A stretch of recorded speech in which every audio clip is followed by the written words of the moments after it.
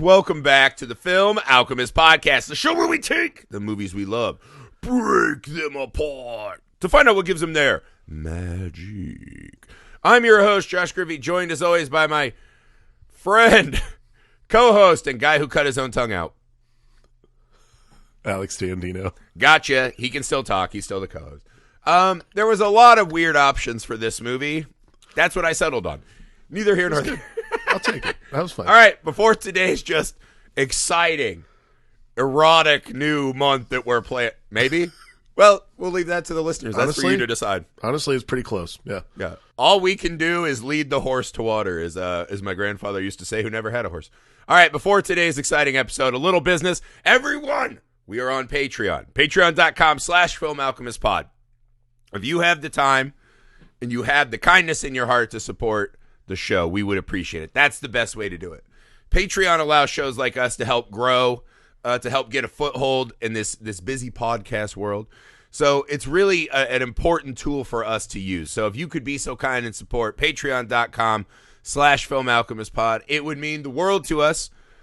We work really hard over there to make sure that your support is equally matched by effort and output by us, right? So we have a huge Patreon exclusive library. We let the patrons vote on what joins that library every month. We do a feature-length commentary. We have mini-series from TV shows we like. Right now, we're on Tales from the Crypt. 3 seasons of that are up. So if you would be so kind, we think you'll like it. And you'll definitely like our friends that we've gathered over there in our Patreon community. We got a nice group of people over there. So again, patreon.com/filmalchemistpod. Please. All right, we're on YouTube, Film Alchemist. You can subscribe over there for free. We're on all the socials you're on, including now TikTok.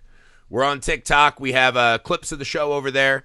We also have some TikTok exclusive content that we're putting out over there. So we'd love to see you over on TikTok. That would be great. Thank you in advance. The email of the show, filmalchemistpod@gmail.com. Make sure you're leaving 5-star ratings and reviews on all your podcatcher apps. Helps us defeat the algorithms that just, from the time we were born have been making us drink snake blood and putting us down. Trying to dictate our fucking life's algorithm. Well, not with the help of our listeners and their awesome 5-star reviews. Except for whoever White Sox Dave is. Suck my balls. You didn't like our Billy Jack episode? Tough shit. Sorry, I don't know if we've ever said that. I just saw that again today. Someone was so enraged by our Billy Jack episode they came for us. It was a weird flex. And like Billy Jack, if I ever see White Sox Dave, I mean, I know his life is miserable because he's a White Sox fan.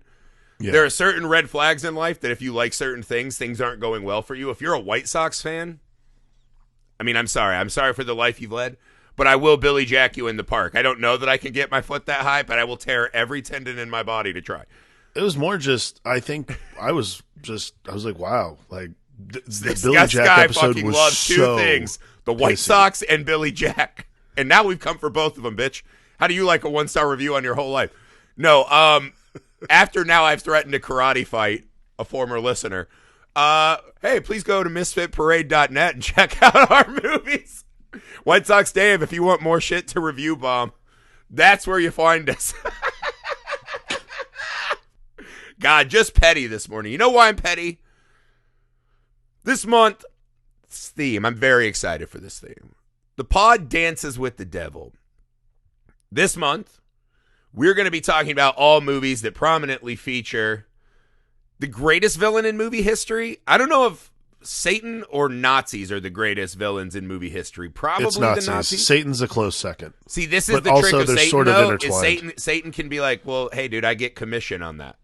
Yeah. You know, I was gonna say, Satan gets his 10% of every Nazi's evil. Yeah, they're intertwined for sure. Yeah, so we're doing movies that prominently feature Satan, man. And sometimes you just learn, hey, man, we're just pawns in the game, dude. Me and White Sox Dave have been set against each other by forces that are beyond our control and understanding. And it's not fair. And maybe no movie has studied and researched the deep implications of what the devil is more than End of Days starring Arnold Schwarzenegger. I can already hear the eye rolls from around the universe. Hear them? I just did one. Well, I know. That's what cued me, that it's probably happening all over the place. No, I'm not going to say this movie's research. What I'm going to say is that this movie kicks fucking ass. This movie is fucking great. I don't know how it wasn't a huge fucking success. I don't know how when people talk about Arnold movies, this isn't among them. It's kind of that weird Arnold's moving into a different phase. So we get a ton of the like cartoon Arnold, which is great. We love that Arnold. Yep. But it both manages to have pretty awesome action set pieces. The movie plays in this really fun Christian mythology. Yep. And it's fucking surprisingly tongue-in-cheek funny the whole time because they have one of the greatest underappreciated actors of all time, Kevin Pollak, walking around fucking slinging. And as I'll make the case, I think this movie gives Satan his best intro in a movie of all time. Neither here nor there. Oh, interesting. So, okay. I fucking rewatched this, and I was like, well, this is not going to be as great. Like, when I saw this movie, I was like, fuck, Arnold's the greatest actor of all time. Like, his filmography is untouched. This movie fucking rules. I was a young man. Turns out I was pretty fucking smart when I was young. This movie still is righteous. I see you're taking umbrage written all over your face. Like a monk listening to the fucking Pope and not doing what he says. Or I guess they're not monks, they're cardinals. There's just such verbosity in this intro. How fucking dare you? We are so many podcasters. swings. We are two fucking white guy podcasters. If verbosity's not our trade, I don't know what is. I mean, look, we're not doing InfoWars, so it's fine. Oh, fuck. Yeah, we don't make money. That's yeah, the we're not difference. making. Yeah, exactly. We're not making. If you become an evil fucking satanic figure yourself, you make money. That documentary is also fucking insane. It is. It's crazy. But having said that, just a little aside, Patreon, I know we guys. don't do this very Patreon. often, but when people talk shit about like, well, you know, we can't deplatform people, blah, blah, blah. Alex like, Jones. why is deserves it weird to that be people have deplatformed. Alex Jones on a show, free speech? You watch that documentary and you're like, he is such an evil man. He's such a piece of shit. Like an He's actual such a, and especially anyone who's crazy piece actually of a shit. parent. That documentary is truly horrifying. I think It the doesn't parents in have that- the fun breath of fresh air that End of Days has. But anyway, It doesn't. I agree. it's a good I don't think- documentary. I loved it. It is really good. That what is it, the U.S. or whatever this Alex Jones versus the Truth, I think. Alex on Jones HBO. versus the Truth. Either way, watch it. Alex Jones sucks. The It really illuminates the problem, but neither here nor there. neither here nor We're here there. to talk about. That's one of Satan's lesser roles, is Alex Jones. We're talking about. He We're talking doesn't try about to Gabriel take. Burns as Satan. Yeah. He doesn't try to take credit for that because of the creatine. The creatine shit. You think even Satan's like Jesus Christ? Maybe, Even Satan's like- okay. I got to rethink some stuff. I might have made some mistakes over the eons. Okay, that guy's a mistake. That's my fault. That was Is that on a me, little guys. on the nose? I like to also work in mysterious ways. That feels a little spot on. It's an oversold product, much like the InfoWars creatine powder or whatever the hell they eat. Okay, so End of Days. The first time It is I kind of ever, funny to imagine End of Days being called InfoWars because it's just everyone like, wait, why is he doing that? There's pieces of this puzzle I don't have. which is pretty much a thing that you say throughout the film. Not a bad thing, by the way. Like highly enjoyable. Like That is super what you call entertaining. in screenwriting parlance twist and turns, Alex. Twist and turns. I mean, you know, we take like one turn, and you're like, well, that was it. That was all I needed. Now we're just like headlong into this film. The first time I know anything about this movie. Okay, so I don't know about you. It was a trailer. Obviously most of us, but like I think it was a trailer on a VHS tape. I was like, the thing I always remember the imagery is that that church, like where Satan like erupts through the middle of the church. That's always the one that I remember. Satan's That's like, the I don't need this human body. I'm bringing my Drake-sized dick to the party. Yeah. Yeah, exactly. So that is like the only thing I ever had any memory of for this movie. Watching it, I am so glad that's the only thing I remembered because experiencing it like anew was so entertaining. Yeah, it's like you got baptized in the fires of cinema. It You are was reborn. Fucking hilarious. Better, And the stronger first heaven thing- before you. The first thing I said at the end of that movie, like I watched it, the first thing I said was, who was this movie written for? And who was supposed to be Arnold Schwarzenegger instead of Arnold Schwarzenegger? No, I'm not saying like the audience. Oh, not the audience, the actor. I'm saying the actual movie. I'm like, somebody that was not supposed to be Arnold Schwarzenegger. Of course it was supposed to be Arnold. I started looking this up. Oh, though. you know who it Okay. could have been, though? Can I take a guess? Yeah. This feels like a perfect Bruce Willis vehicle. No. No. So I looked this up. So for one, Sam Raimi and Guillermo del Toro turned it down. Dude, Which is Del strange because Toro would have cried. in '99, So this would is like Sam Del Raimi. Toro. This is hardcore Del Toro fodder. Damn, both of those guys would have made awesome versions of this movie. But then it would have lost that like big studio, still kind of the '90s thing. Yeah, I mean, It would have looked more like an awesome horror movie. To me, it's properly cast and made because of the Arnold factor, in my opinion. Yes. Okay, so this movie... Dude, Arnold's face and moans in a Sam Raimi shot movie, that is something I will be sad I've never seen. I'm sad we're never going to get like a Darkman-like sequence of Sam Raimi. Take the fucking elephant! It was written for Tom Cruise. Get the fuck out of here. Swear to God. Tom Cruise was going to be Kane? Jericho Kane? It was written for Tom Cruise, but he turned this down to do Magnolia instead. So... Feels like that one worked out. Yeah, it's just fine. He was still on that Oscar hunt. That's what he was doing. That feels like it worked. I mean, I don't know. It's just weird. Like, can you imagine I feel like if you're under Tom Cruise? 5'6", you can't fight the devil. Can you imagine CC Pounder or Grinder, whatever her name is, trying to find him? Pounder. Yeah, that scene where she's like skulking about the edges, trying to find Tom Cruise and the cultist, and she's like, I don't even see a hairline.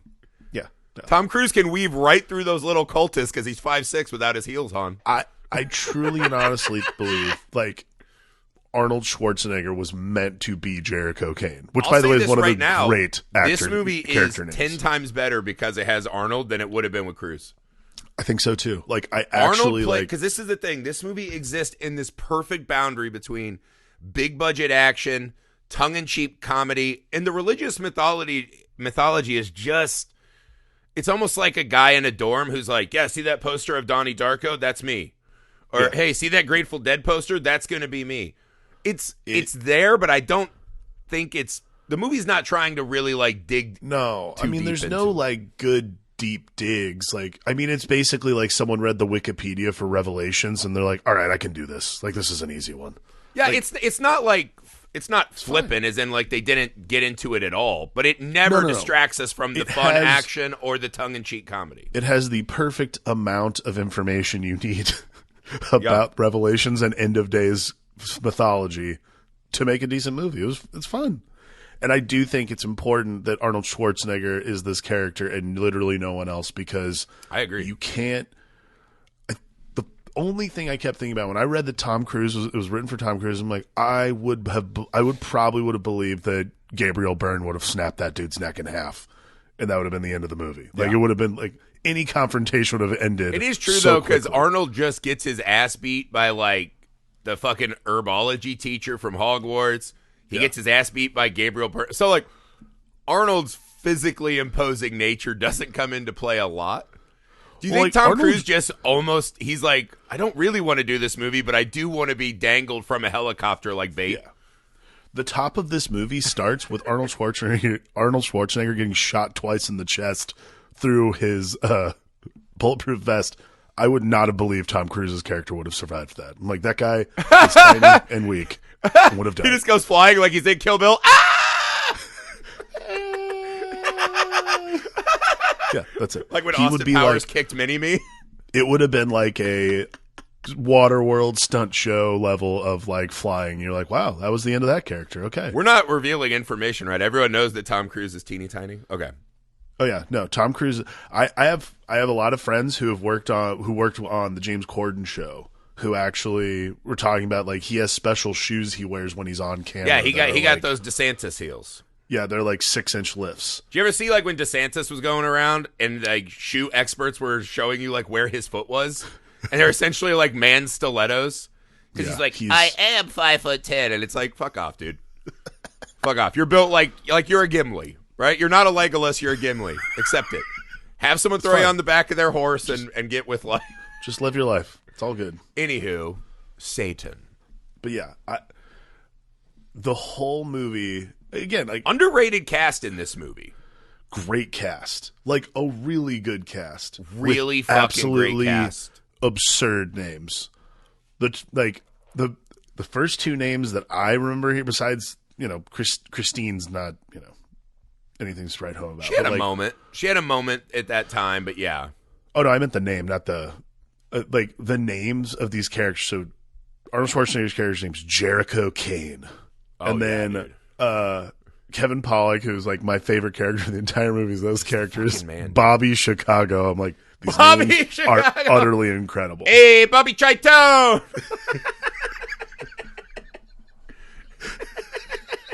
That's a great fucking name. What a great fucking character name. Like, and that got all the way through. They're like, this is going to go to print.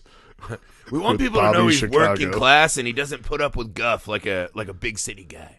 Oh yeah. How about Robert Pittsburgh? No. That's too formal. Bobby that's Chicago. too blue collar. That's a little too blue collar. We want to imagine he's accidentally wandered into a play, so we know he's smart. Bobby Dallas. No, not that. No. Bobby Cleveland. No, he's not that sad. Oh God, no. He would just kill himself. Yeah, he's not going to fight for the world to continue. No. Bobby, what's a town that tells you everything you need to know about a character just by saying the name? Bobby Tallahassee? Ew, gross. Get out of here. You're fired. Bobby Chicago. That's the perfect mix of blue collar and highfalutin that you need. Yep, absolutely. A guy who works with his hands but may have accidentally read a Cliff Notes for Dummies or whatever. Guy who works with his hands but definitely has read up on the Civil War, maybe. Like, some stuff like that. That's right. I do, like, I think Kevin Pollak actually is, like, the secret weapon of this movie.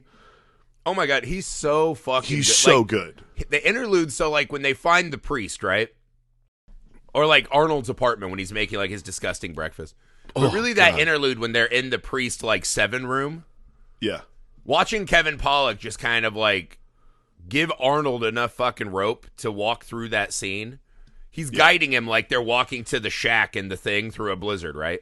And he's like, just kind of like, follow my cadence. And Arnold does his lines in his very Arnold way, right? Every single line Arnold delivers in this movie, it's almost like the punctuation is uppercase, if that makes sense, right? Like he says a sentence and it's like the hardest pause. Yeah. And Kevin Pollak just comes in and it's lyrical the way he just kind of floats with that. Mm-hmm. I think Kevin Pollak is such a fucking undervalued actor. And I mean, he's been in so much stuff, but he's one of those, oh, that guy. And I hold him in such high esteem. He's just fucking beautiful in everything he's in. He is just a great utility character actor who is just in a lot of stuff because he can also insanely funny. Also an insanely good impressionist if you look him up online. Oh, yeah. Terrifyingly like his impressions are incredible. He's a great comedy actor, and then he's also a really, really great dramatic actor. It is a stunning thing, and he really does help sell. Like for all of the Arnoldness that I think we're all used to, he really helps ground this movie. Well, he helps Arnold from going like way too, because again, the uppercase punctuation thing, right? Yeah, he helps Arnold not feel. There's a world where, because if you were making the case, it's almost like Kevin Pollak isn't in the same movie. Yeah. But in the best possible way. Kevin Pollak is there to remind Arnold, hey, this one's going to be fun more than like a serious Revelations-inspired thing. So Kevin Pollak, I feel like at the start of the movie is for the audience to find that barometer of, yes, we start the movie off on these, these Catholics like, the end of days, they are coming. Go find the daughter. Thomas Aquinas, go find the daughter in wherever she born. It's like, all right, that's pretty serious, dude. And then all of a sudden we see a baby, and it's fucking metal as shit. This movie's so metal, they cast Udo Kier, and he's not the fucking main Satanist. He's just like he's just a guy. The 10th character, but he grabs that fucking rattlesnake, guts it, and makes the baby suckle the fucking blood. And you're like, all right, this movie's starting off fucking hardcore. And again, you start with that, and then you see Arnold as like this fucking boozy noir style. Like, I still don't know what his job is. They keep saying he's like, I'm doing my job. And the police just keep letting him like steal evidence and then eventually shoot cops and just no one. He's just like, I'm doing my job. And he grabs his rocket launcher and they're like, well, yeah, he's doing his. I'm like, what's his job? I see he has a Ninja Turtles lair later in the movie, but he's playing this noir-style detective, right? Yeah. And so that opening, that movie can go the wrong way so fast. Yeah. And then you see Kevin Pollak enter, and you're like, okay, now it all that's like the final, you're making a dish, and then you add that final bit of seasoning, and you stir it together, and it all congeals into the proper. Yeah. Well, no, mix. This is exactly what it like. The first time you see Arnold Schwarzenegger, he cocks his gun and puts it at his forehead, and you're like, first off, dude, like that is a weird way to shoot yourself in the head. And then Kevin Pollak bursts in, and you're like, do it right. And you didn't Kevin want the Pollak bullet bursts bouncing in off and, like, those fucking giant front teeth, dude. yeah, right, for real. Kevin Pollak walks in, and that is like, you're like, oh, okay, cool. Because this movie could start that way in like an oddly serious thing where he like takes the gun away, and you're like, oh god, dude, this is not this movie. Well, you could But see Kevin it becoming Pollak like coming this in- new metal, like some young guy who's just like, I just got back from a Limp Bizkit show and I'm questioning the existence of God. Is Fred Durst God? I don't know. I mean, God's clearly a white man, and why is he punishing us? Why are things not cool for us? Like, ugh, you can feel the anger, right? You can see the swollen fucking tribal tattoos as his fingers pound the script. That's probably not at all what the screenwriter is. That's just how it reads, right? And there were a lot of movies at that era that just go a little too serious when they're dealing with this matter. Yeah. Right? And this one finds a really nice blend. Really good middle ground. Really I think good. it's that mixed with, I think Gabriel Byrnes is great in this movie. But I will say, having I was so much watching fun. this and I was like, Satan got the greatest character entrance he's ever gotten in this movie, right? He's just some fucking, he went from like the dad in Hereditary, just like a dipshit rich guy at a fancy bullshit restaurant. All of a sudden he's like, oh, the vapors. He goes to the bathroom, he gets vapored. He comes out, walks up to a woman who I'm guessing is a business associate or the other guy's wife. I'm pretty sure it's the other guy's wife. Kisses her hard. Pulls her fucking titty out in the middle of a fucking 5-star restaurant. Right? The guy's like, hey, man. He fucking eyeballs him. The guy's like, no, that's cool. I'm a cuck now. I immediately saw in your eyes that I'm a cuck now. You made that choice for me, and I'm going to yes and it. So kisses this lady, pulls her titty out, walks away. She sits there and she's like, dear God, that's the first time I've been wet in years. My life is rewritten. I'm so pumped. And he gets the classic walk away and the restaurant blows up. And I was like, for that like 30 seconds of the movie, I was like, it is kind of an aggressive, kissing, whatever, like just grabbing. I mean, he's the fucking devil though. I was like, has the devil ever been more hardcore than like that 2 minutes of a movie? Like, that's how you walk into a fucking. And then like the next time we see Satan, it feels like is the weird like red silk threesome where he's like blending in. And I'm like, dude, okay. Did Gabriel Byrne like do a cartwheel when he got the script? And he's like, are you fucking shitting me? I get to do this? Like, wait a second. I get to so wait a second. The devil I get a enters hard through my kiss butt. and titty squeeze. I get a whip Arnold's ass. And then I get invisible a fucking devil silky enters threesome. through my butt. I get to hard kiss this lady, and then I get to have sex with these two women who merge into one. My God. Yeah. And you're paying me money to do this? Yeah, Gabriel Byrne's like, what's the catch? Well, your co-star is Arnold Schwarzenegger. Please, I can do that in my sleep. No problem. Yeah. Great. And I get to whip his ass? Wait, Sick. and it's not Tom Cruise? I'm so there. That is. I mean, that is he the, must have that is the fucking. I don't know Gabriel that Gabriel Byrnes could have done a cartwheel, but I would have. Like, if I got this script, it would have been a Chris Farley-esque attempt at a cartwheel. I'd be like, this role is going to be awesome. I wish we'd known each other. This is a little awkward. People are just standing around me with my dislocated shoulder. I'm like, totally worth it. Totally worth it. No, yeah, he must have been pumped. But again, I think by the time we hit that, like, the movie perfectly establishes what kind of tone it sets, right? The mythology's really fun. The setup's really fun. All right, Satan's fucking hardcore. Kevin Pollak's funny. Arnold is doing his Arnold thing. It's almost like watching Last Action Hero if they just tried to make that a real movie, right? Like, Arnold is like his character from that where he can't help himself from being this trope the whole time. Then we go out and just do this insane, like, bring the chopper down. And Arnold's like flying around, and then he's like, on the end of a line, he catches this fucking looking homeless guy. They're flying around, they're running around, like, it's great. Like, I was just watching that action set piece, and I'm like, how is that? You're a production manager, you know this. The cost of that scene was enormous.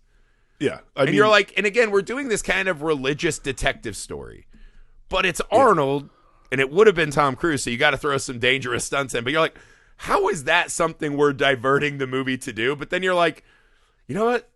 It's awesome. Like, that's pretty fucking fun. There's a lot of stunts in this movie that I like. That one, and then honestly, that's a wild big set piece to be in the middle of this. When he blows up the restaurant, when he blows up the restaurant, I was like, that's a huge explosion. That must have cost so much. Even the city streets, like when the subway tops are blowing, I was like, there's so much. Like, oh, dude, we start the movie with so much explosion. Fucking Valvoline oil piss blows up Kevin Pollak. You're like, they're blowing up like multiple cars on a fucking There's a lot street going set. on. This movie does not skimp on the action, because once you cast Arnold, you're like, that's what Arnold people want. Yeah. And they somehow find a way where none of the elements seem to overtake each other. They all kind of fit in just the right amount. And it's 99 Arnold too, so he's like on the tail end of like, it's like Eraser. He's trying to do like the serious action stuff, like rather than. I think this is the best of that like transition Arnold. I do too, actually. That like because like Eraser, The Sixth Day, like there was a handful of them. They were okay. This is, but the again, one that I think weirdly does the Christian mythology gives this one just a little more meat on the bone. Yeah, and again, they don't have to dive in deep, right? But it's just an immediate like, hey, what if Arnold fought Satan? You're like, yeah, that makes way more sense than, Eraser, where it's like a clone of him and his life, and he's running around. Like, this makes... Because I think there's, like, this kind of line. I believe, like, his last, like, big Arnold run was True Lies, if I remember the timeline. He does True Lies. It's, like, a huge fucking action movie. And then we start entering this, okay, Arnold's doing, like, a lot of these. They're not as good. A lot of family movies. Yeah. Yeah, he starts, like, the comedy man shit. And then he gets to this, and you're like, yeah, it's Arnold versus a worthy adversary. The mythology, and that's kind of the nice thing about using Satan and this Christian mythology. If you grow up in this country, it's so fucking built into our brains. Like, even if you're not religious like me, I was still raised religious and surrounded by religious people. So I'm an atheist who thinks religion is just an absolute abomination and all that. But I know all the fucking stories. Right. So if you tell me there's Catholic priest and a baby and this is the end of days, I know what that is, right? Yeah. So I can bring a lot of that extra stuff to make it feel heftier than it ever truly becomes. I like that this is I always know that this is End of Days because this is, I think, the only Arnold movie of this iteration of Arnold where he has a 5 o'clock shadow. That's how I know. Yeah, that's how you know. Arnold's more serious. Yeah. Arnold's going hard. In case you have any of them Oscar trophies lying around, this would be a good time to check in on me. That's all I'm saying. Everything is clean shaven because he's Arnold Schwarzenegger. This is the only one they're like, I'm not sure Arnold Schwarzenegger looks hardcore enough. Let's give him a 5 o'clock shadow. Yeah. Does it look like Arnold would drink? No, Arnold looks like a guy who gets up every morning and eats the same protein shake and works out. We got to show that he's one of us. There are like just enough. Yeah, and like that shake, I'm just like, okay, we get it. Like, I think this is like that weird thing still is that when he does these movies, people are like, oh, people don't understand that Arnold Schwarzenegger can also be a real person. I'm like, listen. No, he can't. I know who Arnold Schwarzenegger is. You don't need to put on airs about like him having a Pepto-Bismol alcohol smoothie. Like nothing is going to make me think that that's a normal person. Also, you can look at the guy. Yeah. Netflix did that amazing fucking documentary on him. He has led one of the most interesting and wild and big lives of any man who's ever lived. Yeah. The thought that any movie wants us to believe Arnold is one of us is fucking insane. We talked about Jingle on the Way in December. Yeah. Even in that movie, if you lived on your cul-de-sac and there was a guy who looked like Arnold, you'd be like, fuck that guy. He's not one of us. No. Fuck him. Why is he overachieving so much? We live on a cul-de-sac, dude. What are you doing? He's not one of us. And Jericho Kane is not one of us. He's fucking murdering cops and stealing evidence and jumping out of helicopters and no one says shit to him. Yeah. He's not one of us. There's no everymanness to Arnold. But you can give him a 5 o'clock shadow and say, oh, he's a bad man. He can play outside of society's rules. He can do... That guy might be able to punch Satan in the dick and get away with it. And totally get away with it. The movie also has a very the movie has a very interesting take on kind of God and Satan and all that. It's interesting because they do the classic thing. I think everyone who writes movies about this stuff, I think all of us who write, because we actually wrote at one time a religious-themed horror movie. Mm-hmm. I think a lot of people who write those kind of movies are kids that were forced to grow up in the church and have a lot of beef with it. And you're like, I'll fucking show them. I'll write my tree stay on why church is stupid. As if they don't know. Right? I think church is kind of like cigarettes. It's like when I smoke a cigarette, I'm like, maybe it won't hurt me this time. Like, I know I'm putting a down payment on misery later in my life. I think people who go to church know better than anyone that it's all horse shit. But, you know, you're part of the club, so you support the team, right? It's like people who go to spring training and you're like, well, I don't know, maybe it's our year. It's like, no, it's not. No, it's not. You're the Twins. It's not your year. You know? I'm sorry. And so I think a lot of these scripts come from a place of, I've got a direct argument I want to have to God. I'll never get that chance, so I'm going to do it on screen, right? Yeah. And so there's that wonderful scene where Gabriel Burns, he finds Arnold and he's like, hey, man, I can fix your shit. He's like, I didn't take away your family. He did that. And you start listening and you're like, yeah, Gabriel Burns is making a really solid point. And by the end of the movie, you're like, so wait, God fucking murdered this guy's wife and kids in a brutal, like, bizarre black op that is so fucking insane. Because Arnold works, he's not a cop. He works he's like above the law.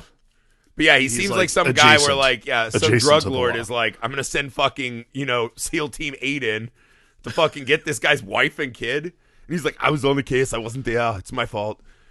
And you're like, all right, that's interesting. Sure. And Satan's like, I'll give it back, dude. Why would you be on the team with a guy who did all this to you? And by the end of the movie, it's like, see, good thing that Satan fucking tortured this man. Or God tortured this man. This was his purpose all along. And you're like, yeah, that's a shit deal. Don't show me a ghost of my wife and daughter. I also like to imagine at the end that that's Satan's final fuck you from hell. Is Arnold's laying there on that sword and he just shows him his wife and kid and Arnold's like, it's all going to be all right. And then next thing you know, he's sitting in front of Satan and he's like, oh, you fucker. Oh, come on. But it's kind of this nice little, again, I think movies like this, you have to have the scene where your character yells at God. Sure. And I will not say this is a particularly insightful one, but I think with the Black Ops and all that, like it's interesting. It's memorable. I think it's interesting and memorable. I think what's great about End of Days, and to your point, is that, yeah, like a lot of the times when you read when people are doing these kind, like particularly like Antichrist, Revelations takes, it is a lot of the time like, oh, I'll show my parents for making me go to church all those times. I could have been watching cartoons and you fucked me. I think what's cool about End of Days is nothing about the script feels that way, because somebody was just like, I don't know, End of Days seems kind of cool, right? Yeah, let's just write something about. So you're saying this might be like a bodybuilder with a cross tattoo who's like, you're the fucking power of God, I'll show them. Because there's that scene in Gabriel Burns in that moment, he kind of nails exactly what all these movies are saying, right? Yeah. Which is, it's not an insightful take to say that it's the issue with Satan as a villain, right? We talked about this in our Wishmaster series, right? About how Satan and the Jinn, it's like, how are they so bad at their one job? Yeah. I could go out to a bar today at my advanced 40-year-old age with my deteriorating body, my enhanced fucking weight. I could find someone to fuck me with no condom.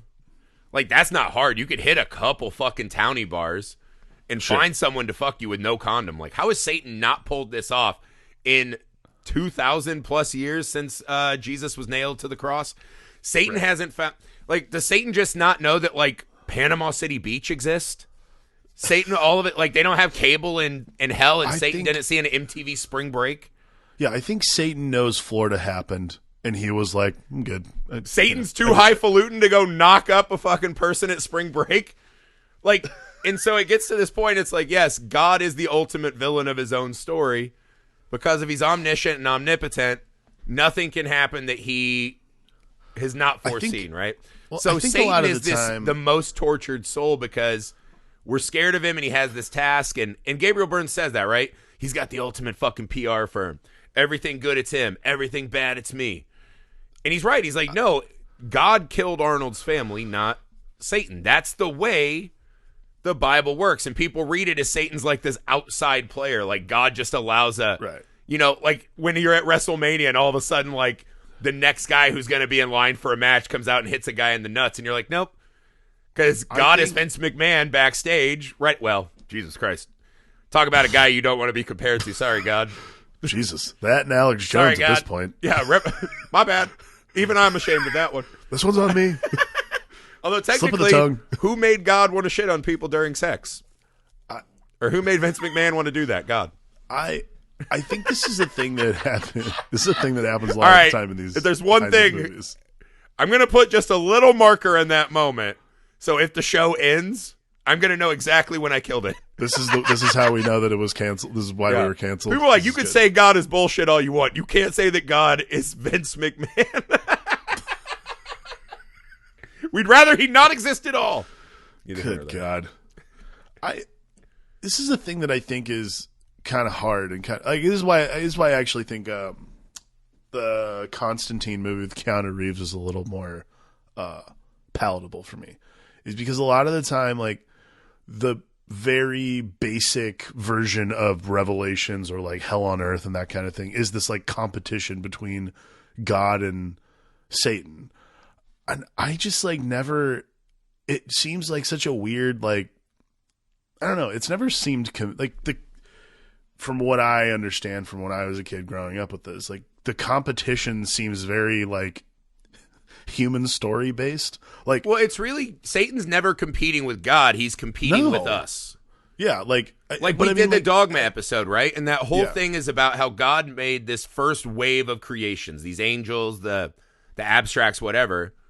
Yeah. And he got bored of them and made humans, right? And it's all about those spiritual entities coming down to earth because they think that's where his love is. But it's always this, again, and it's not a bad thing. Like, I don't have a problem with the, like, competition between God and the devil, that kind of thing. And, like, they do that.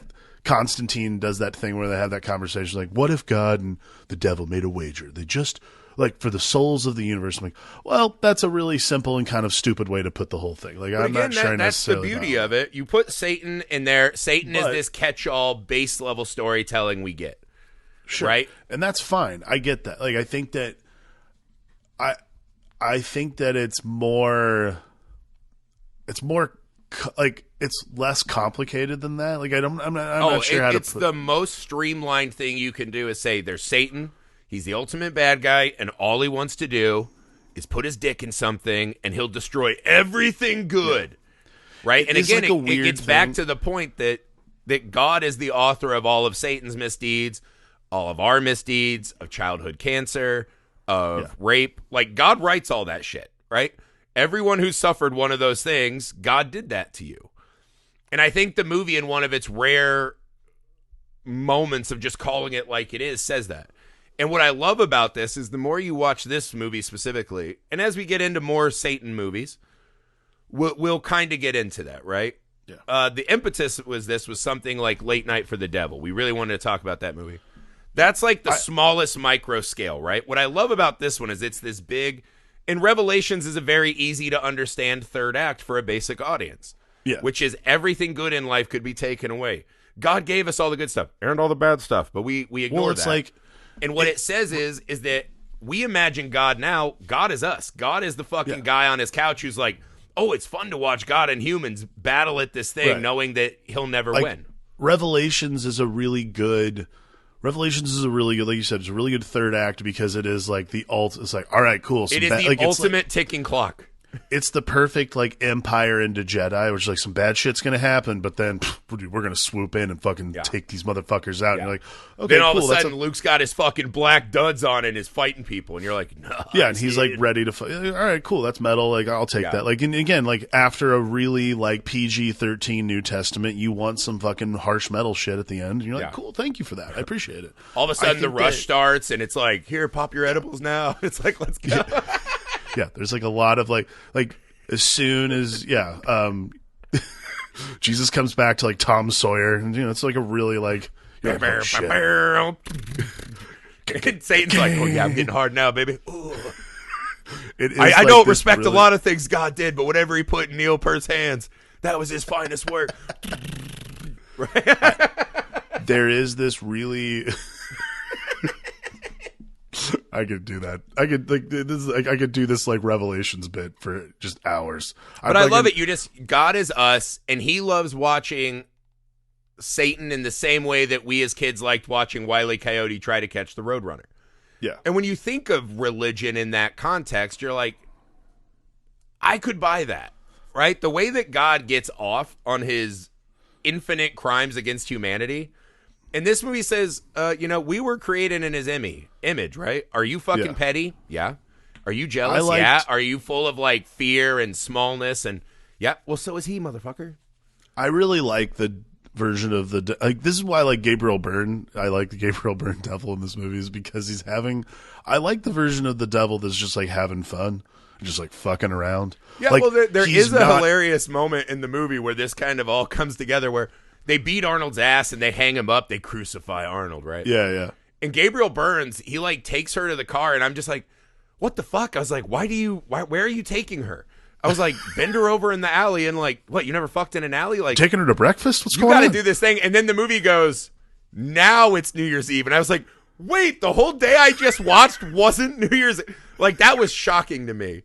Because I was just like, dude, he's got to be getting close. Like, it's late at night. He's got to drop this nut. It's crazy. And it I goes, thought you would have brought now up. it's the 31st. And I went, that is one of the wildest screenwriting choices I of thought all you were going to time. bring up the passage of time in this movie so much earlier in the show.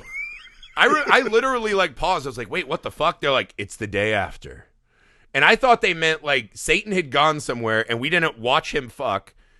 Yeah. And the Antichrist was now among us. And I was like, well, wait, what was the whole point of this fucking movie? And they're like, tonight's New Year's Eve. And I was like, what? Like, that is one of the weirdest fucking choices in a script ever. Like, now Satan, it's like, because that's the other thing. Like, what was Satan doing? He was out at, like, Kinko's getting, like, really nice embroidered invitations for the cultists to come to his fuck party. He's getting his copies of The Things We Do, but the Things We Think But Do Not Say by Jerry Maguire. Yeah, it's like, what the fuck? Getting them embossed. There's also another, and this is how you know God is specifically making Satan not win. Satan has like two really particular kinks that continue to trip him up, which is one, he always loves to have people watch him fuck the person. It's almost like he's waited this long. He's like, well, I'm not going to fuck in private. Like, I want people to see these fucking thrusts. Right. So he gets all these cultists together. It's like, hey, why not just not do that? Don't tell people where your sex lair is. Go to a Motel 6. Why are you at the Four Seasons? Why are you in these fucking creepy Satan bunkers? Don't be fucking where people know you're going to be fucking. The other thing is this movie specifically says Satan just likes missionary. Yeah. So there's no chance that, like, because there's that ending where Arnold gets possessed, right? He's like, ow. And the fucking movie specifically tells us there's 3 minutes left. They cut to outside New York and the ball's dropping. And I'm like, the ball's not dropping until it's right there. Arnold grabs her and he's like, well, I got to walk her up to the altar, rip her tits out, and then climb on missionary. And I was like, dude, that's at least a minute and a half of fucking transition. That means you have a minute and a half. Let's assume you're already hard. That's a minute and a half to get in, thrust, and nut. Or else your plan that you had since God banished you does not work. Because he's so into missionary. I'm like, you're right there. Fuck on the floor. Like, fuck wherever. It doesn't matter the position or the pageantry, Satan. And then you're like, you know what? But God built that in as a failsafe. He knows that Satan can only get hard missionary. That's the weakness. That's the weakness. But that ticking clock, when it said 3 minutes and Arnold just got possessed, I was like, if you just think of that logically, how fast you have to get to the altar, rip clothes off, get missionary. Let's assume that I would imagine Satan is good at fucking. Right? Like, is Satan just like a premature ejaculator? I think that's also one of his punishments? In 3 minutes. I think that movie is presupposing. Or did he pick Gabriel Burns because that rich guy was a premature ejaculator? That also means that Arnold has to be a premature ejaculator. I think that's Satan's weakness. That's like 30 seconds of humping, and that's what gives us the ultimate bad guy in a movie. I think this movie is saying that Satan is a premature ejaculator, and that's why he's evil. So like God since can Satan's go the distance. A premature ejaculator, anyone he gets into, they ejac equally as fast? Yeah, I think he's saying God. I think God's saying, "Hey, I can go the distance." This I haven't guy been to church in years, and I learn more about the mythology every day. You always learn new stuff. I'll say this: if going to church was like watching End of Days, I would have liked it. Okay. There is we haven't talked about this yet because first off, there's amazing character actors in this. It starts with Mark Margolis. Again, imagine Udo Kier is just not the main Udo Satanist. Kier. So Miriam, I was thinking about this. Miriam Margolis, how much fucking fun must she have had to be reading the script and be like, and then you throw Arnold around a fucking broom. You beat his fucking ass. Beat his ass. How fucking rad would that have been? How many people attempted a cartwheel when they got this script? So many people. That's the question. How many people did attempt a cartwheel? Because, she's sitting there and she's like, I'm a small, older woman. Yeah. And I always get small, older woman roles. And they're like, I get to beat the fuck out of Arnold Schwarzenegger on camera. My family's going to come see me, not in some fucking pappy drama. No, where I'm like, I am going to beat his life's ass. hard. Romance is hard. I'm going to throw I'm a side fucking character. piano. I'm an ant. I'm going to fucking throw these hands at Arnold and beat his ass like I'm 1992 Undertaker. Come on. There are. This is a movie that tells you Hollywood dreams do come true. Her and Gabriel Byrnes definitely are like, my long journey was worth it. This is exactly what I dreamed of as a young child in theater class. Absolutely. That is. That scene fucking rules too. Dude, that scene rips. She throws that fucking piano and just pins him against the wall. I'm like, dude, this is going to go hard. And then it's followed by the fucking CCH Pounder betrayal. All these great character actors get to take shots at Arnold. That impression on Always Sunny is one of the funniest. That impression on Always Sunny is absolutely amazing. And now there's no way I cannot hear that whenever. And I think CCH Pounder's a great actress. They still never tell us because she's like, we found him, and they come out to kill Arnold. I'm like, wait, is she working for the cops, the Christians, or the Satanists? It's not Satan because he says, go find your people. I think she's a Satanist. Oh, but wait, then no, she wouldn't kill her. I guess she could have just killed Jericho and kept the lady. Yeah. Also I thought she was working for the Catholic Church, but I don't know. Everybody buys into the name Jericho. I'm always surprised no one shortens it to Jerry. I assumed when I was reading also, the his synopsis. last name is Cain. So it's you're really giving us mixed biblical allegories here. Jericho Cain. That's like calling That's a cool name for a guy who's not one of us, yeah. It's you might as well just Noah Jesus. Or that is literally a pro wrestler name. Like a pro wrestler absolutely. who's like, I need a hook. And he's like, yeah, people like the Bible. And he just highlighted the first two names he found. Well, so I'm saying, there's I was if you go through the Bible, I was okay, there's a lot of names. Yes, the main character's name will be Saul Abraham. It doesn't quite have the same ring to it. That's not popping for me. Not popping. Does that sound like a guy who drinks protein shakes? I don't know. What if I call him Abel Cain? That's a really bad idea. That doesn't work. That's not going to work.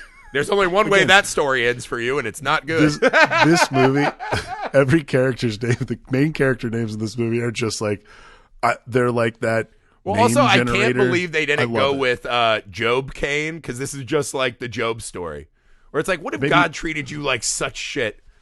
And then at the end, he's like, totally worth it, right? And you're like, am I going upstairs? I guess, yeah. All right, cool, man. But you ever have a friend who was just learning guitar, and they're like, hey, man, listen to the song I wrote. And you're like, cool, man. You don't want to harsh their vibe. Great.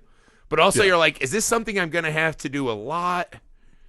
Is this going to be a thing we have to continue and come back to? How often do I have to hear you play this song? Exactly? Are you going to, because you got a strap on your guitar, are you going to follow me out for a cigarette and be like, or this one? And I'm, yeah. I just start looking like the Ben Affleck meme. Hey, here's something we haven't talked about. Are we just not at all worried that this church in the middle of New York just has an underground basement with a church hacker and old ladies tied to beds?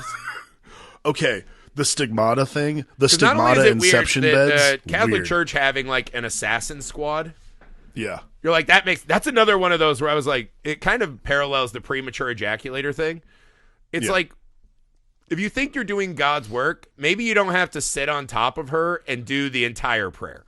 Maybe when you hear the first bullet, stab the lady. I'm going to say this. If you've done the legalese, but I think it makes sense that we all can accept that the Catholic Church, also another great villain in movies, has an assassin squad to kill potential threats. That makes sense. I will say it's weirder. These guys are just like, they're not in the know, and they're just freelancing these fucking stigmata rooms. Like, what the fuck? Like, they're Michael Keaton and White Noise. You're like, what is going on in this basement? Yeah, there's like And these how is weird. this okay? It's like a weird stigmata Inception layer. I don't know. Like everybody's just. Well, down this there movie's getting right in that like stigmata'd. super Y2K fear. So they're like, we have to have computers and old timey shit. And the art guy was like, got it. Well, like Got that down. okay, so when they break into her house to like basically like psycho like murder sex, like it was I didn't understand, like, because like they have Robin Tooney like splayed out on the bed and they're about to stab her. I'm like, dude, stop quoting scripture and just like stab her. Like, it's weird that If you God also just have her on the bed. If you think this is God's work, you don't have to do the preamble. God will already have said it's okay. He hears it's sort Arnold of like- shoot like 15 shots. Kevin Pollak's firing bullets, and he's like, well, I can't forget the last verse. I gotta finish it. It's like, God damn I it. think like it's the same group of dudes from The Final Conflict, the Third Omen movie. Like it's this Keystone Cops of priests. Yes, They're just- it is. It's the same guys who can't get the fucking job done. There's so much entrenched bureaucracy in being assassins for God that it just doesn't quite work. God, I love the murders, but the red tape, that's what's killing me. That's the assassin of me. That's why they keep getting these like, rejects from the FBI and the CIA is like, they did not, well, we'll take him, like it's really bad. He looks good with an earpiece, but I don't know. He really likes to do long speeches before taking action. I don't know, man. It's a bizarre movie. It's a bizarre movie. It's a movie so of rough much edges. fun. But again, I don't mind a movie with rough edges. I think the movie made the right choices, and it knows exactly which lane it's flooring it on. You know what I mean? Yeah. It found its lane. It fucking floored it. I think Is like the ending devil not great? Sure. whatever. Is there some Like, weird moments like when Gabriel Burns' body is like being blown apart and he jumps on that train? You're like, that's the makeup you went with? All right, fine. Yeah, Cool. I mean, But like it's a fun ride. I've always loved Christian mythology movies, right? That are kind of horror adjacent, right? Fantasy adjacent. Like I love this genre. And I was like, so I got part of a really funny Arnold movie. I got part of a good action Arnold movie. I got part of Seven with Kevin Pollak, as the comedic relief. Gabriel Burns is fucking hardcore as the devil. Yeah. The Satanists are great. The mythology is enough to chew on. And it's fucking funny. Like, it's just, I don't know. This movie just does so much right. It's hard for me to be concerned with its thinness, if that makes sense. Yeah, no, I agree with you. I think that it does just enough. It just entertains me. Like there's no Yes, I and don't that's the need best thing to- about casting Arnold. Is Yeah. we go to Arnold The movies casting- to know that it's just a good time. The casting of Arnold Schwarzenegger is like such a key component to like this movie. Like you don't need to know anything other than Arnold Schwarzenegger being in the movie to know that you're proud. If you like Arnold movies, you're going to enjoy it. Arnold And that's punch- it. Well, that's the thing. If you cast Tom Cruise, I think this movie has to take on a more serious timbre Right. that I don't think it has the chops to reach. Like even if you imagine Tom Cruise is, let's say, 100 times better actor than Arnold, right? Mm-hmm. Sure. I won't even argue that with you.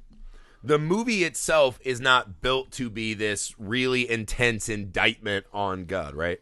Like they tried to make a lot of these in this period, like The Ninth Gate and all that kind of shit with Johnny Depp. Yeah. There were a lot of these going around, right? Stigmata. This movie feels like it is a brethren of them, but also knows, hey, this is a big fun Arnold movie. There's no stand. Like I actually think this one takes a better stand than the others because it's not saying one side is better than the other. Like both of these sides are not great. But at least what there's they're a guy saying named... is you're like, hey man, this whole thing is bullshit, so come have fun with Arnold. But at least, yeah, exactly. But at least Jericho Kane's over here just yucking it up. So enjoy. Like I really do appreciate that on several I'll say levels. this And too. then the cast Some is of just the stellar. best Arnold meme moments, like, God, they should have the footage of him in the ADR booth. Yeah. That could be its own fucking movie in and of itself. That I would just watch an hour and a half of Arnold doing pickups. Doing pickups. Yeah. Do you want to do it? Yeah, Do you want to do it again, Arnold? I'm good. I would love that. Like Arnold throwing himself on that sword. And then that's another one, dude. That's such a fuck you from God. He's like, hey, man, I know Satan's here and he's fucking you up. An old lady fucked you up. Your family's dead. Your best friend is dead. But hey, I made sure to break a statue perfectly where you can fucking frog splash onto a sword. Because you know who's got your back? God. I don't know if that's what that phrase means, have my back. That's okay, though. Okay, before we get out of here, there's one little tidbit. Okay, so I was reading through. I saved this to the end. So I was reading through the Wikipedia page about like the production, all that stuff. Miriam Margolis said that Arnold Schwarzenegger was not great on set. Really? And so in 2022, she did another interview where she accused him of Oh, no. farting in her face on purpose while filming. Wait. Hold on. Run that back. In 2022, she did an interview talking about this movie, and she said Arnold purposely farted in her face while they were filming. The foot height difference. Maybe Arnold was a little upset that he was going to be shown on film being smacked around by this middle-aged woman. Maybe it was a rough day for catering. I don't know, but either way, that's better. I was afraid you were going to say some Me Too shit. No. Arnold had his run-in with some not good sex behavior. I'll say this. If you told me a guy who was a German-born or Austrian-born guy who came up through the ranks as a bodybuilder, came up through the ranks as a, kind of a party guy, came up through the ranks in, like, action movies, like imagine the set of Predator, how much face farting happened in that set. Just so much. It feels so like much Arnold, beef and cheese on that set. Like a lot of protein sounds happening on that set. But him farting on someone's face, it's actually, you're just like, that does not surprise me at all. Actually, I'll say what surprises me is that I had not heard that until now from every set he's ever been on. I think that's like... Also, this is another thing. Farts are funny. It's probably not funny when it's right in your face. Farts are hilarious. It's kind of annoying, probably, but I also think that's like such a weird detail to hold on to and like start. Yeah, she really left it out as an ominous, like he was a bad guy on set, and then you're like, no, he wasn't a bad guy. He was a child. He farted on me. Yeah, he was a childish man. That I totally believe. That I totally believe. 100%. Yeah, nothing about that. He's not smacking around PAs or whatever. Like no, he's just he farted on a co-star. At least if I heard he was holding down PAs and farting on their face, that would make me more mad. Yeah, that made me angry. But this was like maybe he just let one go. Like maybe he's having maybe in British society that's more frowned upon. I mean, it's frowned upon here. All right, let me clarify. I'm not defending people who run around and fart on each other's faces in the workplace. I will say, of the crimes that I imagined you were going to say, that is not shocking, nor is it like the worst offense I've... Did she get pink eye or anything? I have no idea. I don't think it's one of those little factoids. Maybe this was him trying to Brando. Arnold's like, I need to inspire my co-star to have the rage to beat me. Maybe that's how she was able to push that piano. Maybe she didn't fully believe she could beat up Arnold, and her acting was just missing that extra thing. He rips one right in her face, and now she's like, let's fucking go. I don't know. We're rewriting a lot into this. Yes, that's bad childish behavior. Either way, bad childish behavior. I expected the Arnold was bad on set from End of Days to be much worse than that. Absolutely. Do not fart in your coworker's face on the clock. That's bad. Don't do that. Probably not off the clock either. Last tidbit, had to get it out there. Just absolutely absurd thing to just decide to tell people about Arnold Schwarzenegger. Yeah. End of Days is a fart in the face. That makes sense. It's funny. You won't love it, but also you're laughing. Like, I don't know. So, like I said, End of Days. That's like Jericho Kane, mixed symbology. All right, I'm into it. End of Days is essentially a fart in the face. You're like, not great, but, that's pretty funny. I'll fucking laugh a lot. I'll laugh a lot. I'll be planning my revenge. Yeah. You know what I mean? That's it for End of Days. What a fucking awesome start to our Dance with the Devil. Quality. Next up, Angel Heart. De Niro, Mickey Rourke, a little New Orleans flavor, Louisiana flavor. I love movies that kind of dabble at the edges of voodoo. I fucking love Angel Heart. You will not love Hard Boiled Eggs after you see this movie. Super fun time. We're figuring out the rest of the lineup. As we told you, we are definitely going to be talking about Late Night with the Devil. 100%. Really enjoyed seeing that. I've been excited to talk about that for a while. So lots of devil movies in your future. Go back, check out Japril, our entire View Askewniverse run. For the most part, no Jay and Silent Bob reboot. But we didn't hear like a groundswell of people mad about that. Pure joy. Go check it out. Stay tuned. Go to patreon.com/filmalchemistpod for more awesome stuff. Support the show. It means the world to shows like us. Go to the YouTube Film Alchemist, the email filmalchemistpod@gmail.com. We're on TikTok. Go follow us over there. Go check out misfitparade.net to see some movies that we're making. Also, make sure you're leaving 5-star ratings and reviews because we didn't take anything away from you. He did that. We're just here to be additive. We'll never fart in your faces, listeners. Ever. I'll never fart on your face. Never. And then tell everybody about it 16 years later. Yeah. And then leave it out there ominously like you did something. Yeah.